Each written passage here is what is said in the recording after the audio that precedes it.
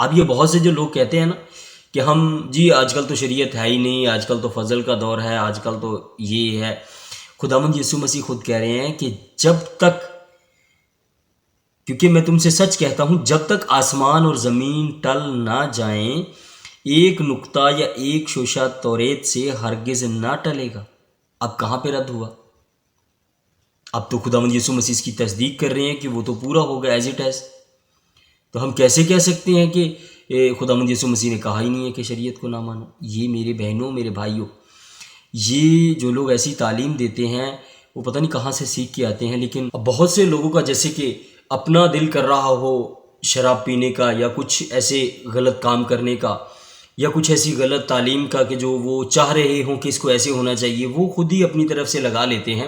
کیونکہ بہت سے لوگ ایسی تعلیم دیتے ہیں اکثر کیونکہ میں تو آپ کو وہ بتا رہا ہوں کہ جو میرا لوگوں کے ساتھ ملاقات ہوئی ہے اور جو لوگوں کے ساتھ میرا ایکسپیرینس رہا ہے. کیونکہ بہت سے لوگ ایسے جب آپ ان سے بات کرو کہ بائبل مقدس میں، کلام اقدس میں کہیں بھی ایسا نہیں لکھا کہ آپ شراب پیو، تو وہ کہتے ہیں کہ مقدس پولس رسول نے بزرگ تیموتھیوس کو ایسا بولا تھا. وہ کیا، کس وجہ، کس موقع پہ بولا تھا اور کیا ایسی دقت تھی کہ بزرگ مقدس پولس رسول نے بزرگ تیموتھیوس کو ایسا بولا؟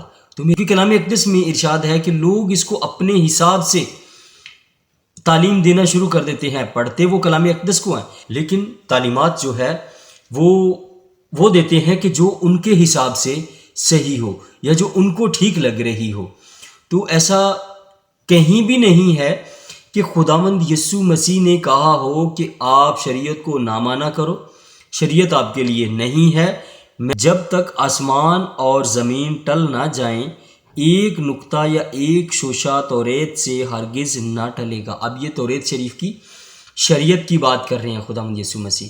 تو کہاں پہ ایسا یہ لوگ اپنی طرف سے بنا لیتے ہیں؟ میرے ساتھ بھی ایسا ہوا تھا کہ مجھے ایسا بتایا گیا تھا خداوند کا نام لے لو گے نجات پا جاؤ گے، کیونکہ میری زندگی تب خداوند میں نہیں تھی، تب میں نہیں جانتا تھا. ہاں ایک بات ضرور تھی کہ مجھے یہ پتا تھا کہ میں نے مرنا ہے اور مرنے کے بعد حالات کافی ڈینجرس ہو جاتے ہیں، حساب کتاب ہوتا ہے اور وہاں پہ اعمال آپ کے کام آتے ہیں.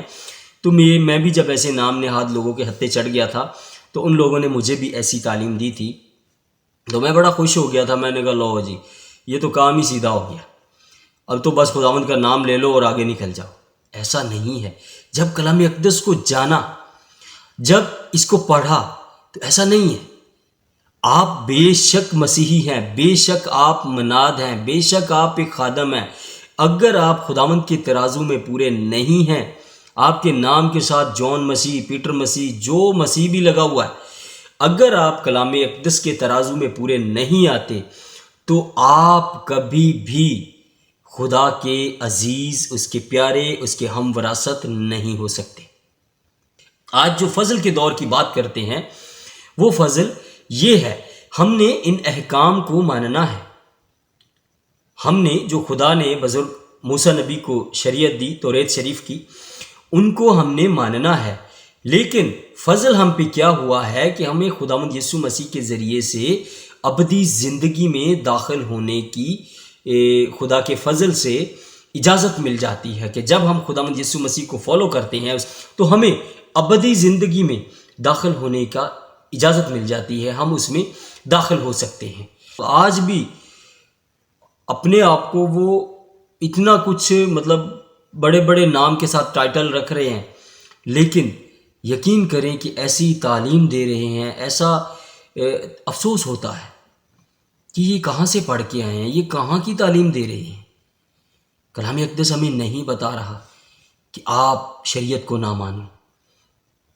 خداوند یسوع مسیح نے ایسا نہیں کہا کہ آپ شریعت کو نہ مانو. اس نے کہا کہ شریعت کو رد کرنے نہیں، کتابوں کو منسوخ کرنے نہیں آیا، بلکہ میں ان کو پورا کرنے آیا ہوں. تو جو بندہ پورا کر رہا ہے وہ کیسے کہہ سکتا ہے کہ آپ اس کو نہ مانو؟ کلام اقدس کی 19ویں آیت میں لکھا ہے، پس جو کوئی چھوٹے سے چھوٹے حکم کو بھی توڑے گا اور لوگوں کو بھی یہی تعلیم دے گا. تو اس کا مطلب ہے کہ توڑنے والے لوگ آئیں گے، ایسے لوگ ہوں گے جو ان احکام کو کہیں گے کہ اس کو رہنے دو، اس کو ماننے کی ضرورت نہیں ہے، اس کو ایسے کر دو، اس کو چھوڑ دو.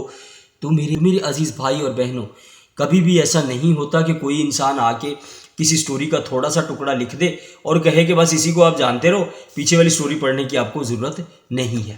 تو ایسا نہیں ہے، آپ کو وہ پیچھے والی سٹوری بھی ساتھ پڑھ کے، کیونکہ جو حصہ تھوڑا سا رہ گیا تھا وہ خداوند یسوع مسیح نے آ کے پورا کیا ہے، تو اب آپ کے پاس ایک مکمل پستک آ گئی ہے، ایک مکمل کتاب آ گئی ہے، مکمل ایک آپ کو چھٹکارا مل گیا ہے۔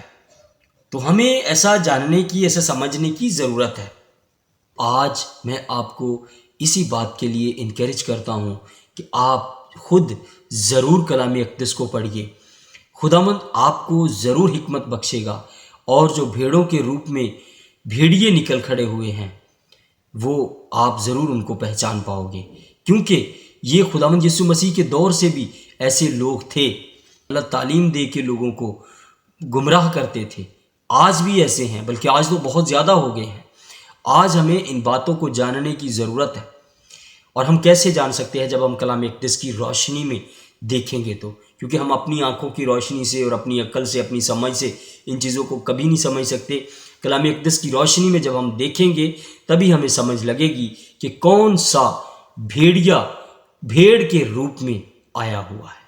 کلام اقدس کہتا ہے کہ جو کوئی مسیح کے پیچھے چلنا چاہتا ہے، اس نے اپنی خواہشات کو، اپنی جسمانی خواہشات کو صلیب پہ کھینچ دیا ہے، اور خداوند یسوع مسیح نے خود فرمایا ہے کہ اگر کوئی میرے پیچھے آنا چاہے، اپنی خودی کا انکار کرے، اپنی صلیب اٹھائے اور میرے پیچھے ہو لے۔ ہاللیلویہ۔